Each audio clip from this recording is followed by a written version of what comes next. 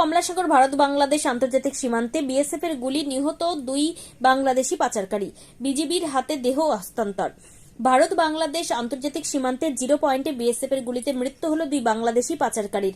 সিপাহীজলা জেলার কমলাসাগর পাথারিয়াদার সীমান্ত এলাকায় এই চাঞ্চল্যকর ঘটনাটি ঘটেছে। মৃতরা হলেন বাংলাদেশের ব্রাহ্মণবাড়িয়া জেলার কসবা উপজেলার বাসিন্দা মোহাম্মদ মুরসালিন বয়স 22 এবং নবীর হোসেন বয়স 40। বিএসএফ সূত্রে জানা গিয়েছে, রাতে কমলাসাগর পাথারিয়াদার ভারত বাংলাদেশ আন্তর্জাতিক সীমান্তের 101 নম্বর গেট সংলগ্ন এলাকায় একদল পাচারকারী কোনো কিছু পাচারের চেষ্টা করছিল।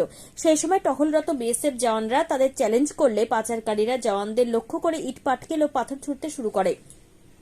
পরিস্থিতি বেগতিক দেখে এবং আত্মরক্ষার্থে বিএসএফ জওয়ানরা গুলি চালাতে বাধ্য হন। এতে ঘটনাস্থলেই 2 জন পাচারকারী গুরুতর আহত হয়ে মাটিতে লুটিয়ে পড়েন। আহত পাচারকারীদের দ্রুত উদ্ধার করে বিএসএফ জওয়ানরা বিশালগড় মহকুমা হাসপাতালে নিয়ে যান। সেখানে কর্তব্যরত চিকিৎসকরা তাদের মৃত বলে ঘোষণা করেন। পরবর্তী সময় আইনি প্রক্রিয়া ও ময়নাতদন্ত সম্পন্ন হওয়ার পর বিকেলে কমলাসাগর পাথারিয়াদার সীমান্ত দিয়ে বিএসএফ জওয়ানরা মৃতদেহ 2টি বাংলাদেশ বর্ডার গার্ডের নিকট আনুষ্ঠানিকভাবে হস্তান্তর করেন। হস্তান্তর প্রক্রিয়ার সময় ভারত বাংলাদেশ উভয় দেশের সীমান্তরক্ষী বাহিনীর আধিকারিকরা উপস্থিত ছিলেন। আজকে একটু আগে 11:50 দিকে বিএসএফ এর থেকে একজন বডি লয়ে হয়েছিল, গুলি করা হয়েছে ফাইনালে আননোন।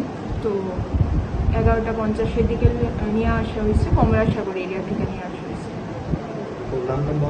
না, কোনো নাম পাওয়া গেছে। এমনি গুলি করা হয়েছিল, যে দুরা তারা হয়েছে, যে গুলি করার পরে এখানে লয়ে আসছে আমাদের এখানে, আমরা ব্রডকাস্ট করেছি। পুলিশ আছে।